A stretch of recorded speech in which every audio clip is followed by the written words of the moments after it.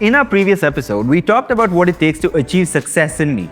Mindset, smart study strategies, and conditioning your brain for the big day.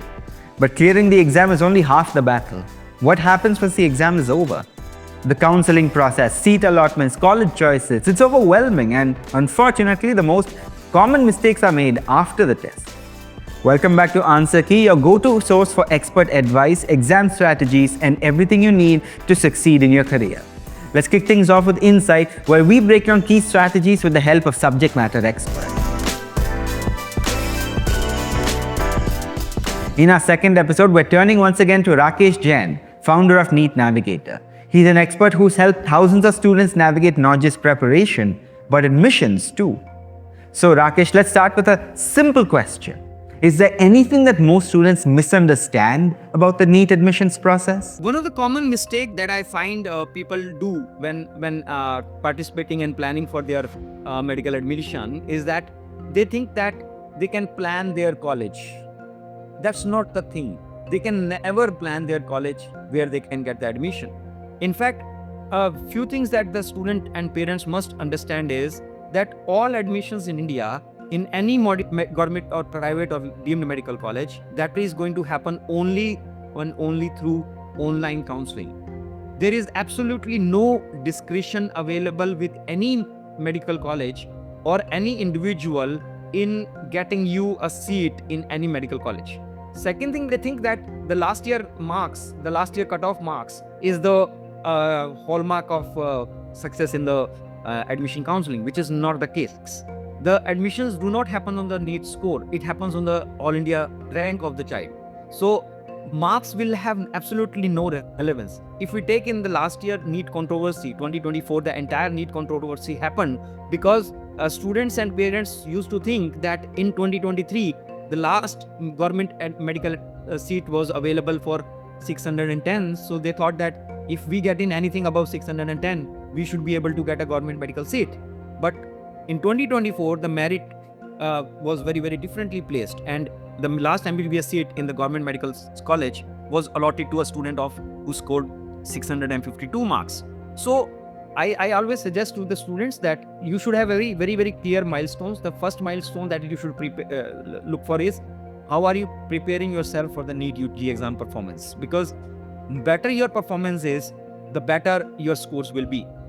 Just to share with you one research that we did, Nikhil, that we found that we asked 500 students to reattempt the same NEET exam which they had attempted between 2 to 530 in the previous years. And to our surprise, 416 students improved their performance when they reattempted that exam. And that was largely because they were not in that zone of performance between 2 to 530, which was their earlier years NEET UG exam time. So the most important aspect for the student is to align themselves is that they should focus more on the performance in the NEET UG exam. The better they get the rank, the better their college allotment and better their college counseling planning will be. So as of now, they should only focus on NEET UG exam preparation, and they should really not get disturbed and bogged down by the marks which may be required for getting admission into a government medical college. Got it. When it comes to researching and picking colleges, it seems like many aspirants rely on what is essentially guesswork, what they've heard from seniors or seen in a list online. But in a process this complex, that kind of approach can probably backfire a little too often. So, Rakesh, what should students actually keep in mind while choosing a medical college? Selection of a college is very critical aspect of medical admissions. Unfortunately, most of the students, they enter into the medical admission counseling with a very limited knowledge and perspective about medical colleges. Unfortunately, in India, we do not have any system which basically can rank all the medical colleges of India into a very objective assessment. The NIRF ranking, which most of the students refer to, is highly insufficient and very, very subjective. So students generally they look at is the college near to their place, or maximum they can think of is a state, and then they think of a region. But they fail to really objectively evaluate the different colleges that can be available to them on the basis of their domicile, category, quota, and NEET rank. if you ask me that should I go for a lower rank college, actually they should rather focus on that they should go to a college where they are ideally in the bottom of the stack. So if they are in the bottom 10 to 15% of the students, then that is a good college for them to select.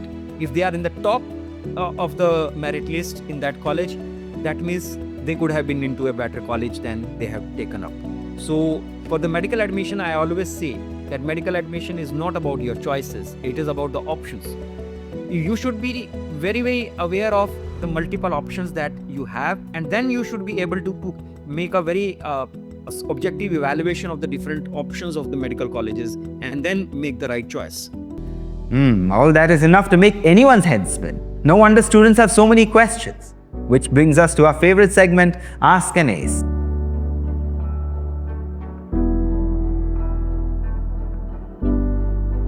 This is where we take real questions from real students and get them answered by someone who knows the system inside out.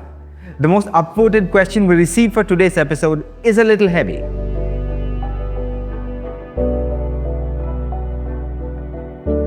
I think one of the most important aspect of absolute right brain conditioning is practice. So the more they will do the practice test, the more they will do the mock test, they will identify where are they landing up in terms of their performance. And the realistic assessment of their performance with more and more practice tests will not only help them in conditioning their mind to the NEET exam, but also will help them in adjusting their confidence levels in a very realistic term. So I think practice test, mock test is one critical aspect of aligning the right level of confidence for NEET exam. Thank you, Rakesh, once again for giving us your valuable insights. From picking the right college to picking yourself back up when doubt creeps in, today's episode was all about playing the long game. We learned that NEET success doesn't end with the exam. You need smart decisions, steady confidence, and focus all the way through admissions. This was the second episode of Answer Key, where we decode your biggest career hurdles with expert-backed strategies that actually work. If you found this helpful, hit like, subscribe, and leave a comment. And do consider sharing this with a fellow aspirant, because the right answer can change everything.